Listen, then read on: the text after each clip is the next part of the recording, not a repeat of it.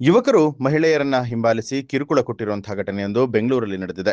ಬೆಂಗಳೂರು ನಗರದ ಬನ್ನೇರ್ಘಟ್ಟ ರಸ್ತೆಯಲ್ಲಿ ಮಹಿಳೆಯು ಶ್ವಾನಗಳಿಗೆ ಊಟ ಮತ್ತು ಮೆಡಿಸಿನ್ ಕೊಡುವಾಗ ಯುವಕರು ಆಕೆಯನ್ನ ಹಿಂಬಾಲಿಸಿ ಕಿರುಕುಳವನ್ನ ಕೊಟ್ಟಿದ್ದಾರೆ. ಮಹಿಳೆಗೆ ಕಿರುಕುಳ ಕೊಡ್ತಾ ಇದ್ದಂತಹ ವೇಳೆ ಪೊಲೀಸ್ ಗಸ್ತು ವಾಹನ ಅಲ್ಲಿಗೆ ಬಂದಿದ್ದು, ಪೊಲೀಸರು ಯುವಕರನ್ನ ಹಿಡಿದು ವಾಹನದ ಒಳಗೆ ಹಾಕಿದ್ದಾರೆ.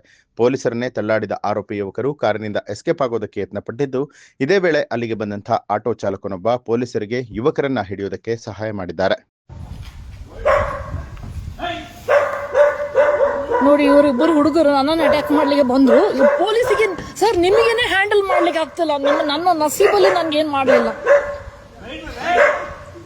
ಡಾಗ್ಸ್ ಏನೇ ಅಟ್ಯಾಕ್ ಮಾಡ್ತಿದ್ರು, ನಾನು ಮೆಡಿಸಿನ್ ಕೊಡ್ತಾ ಇದ್ದೆ. ನನಗೆ ಅಟ್ಯಾಕ್ ಮಾಡ್ಲಿಕ್ಕೆ ಬರೋದು ಪೊಲೀಸಿಗೆ ಅಟ್ಯಾಕ್ ಮಾಡ್ತಿದ್ದಾರೆ.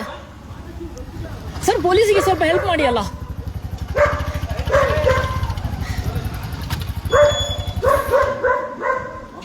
ನನ್ಗೆ ಅಟ್ಯಾಕ್ ಮಾಡ್ಲಿಕ್ಕೆ ಬಂದಿದ್ರು, ಪೊಲೀಸಿಗೆ ಅಟ್ಯಾಕ್ ಮಾಡ್ತಾರೆ.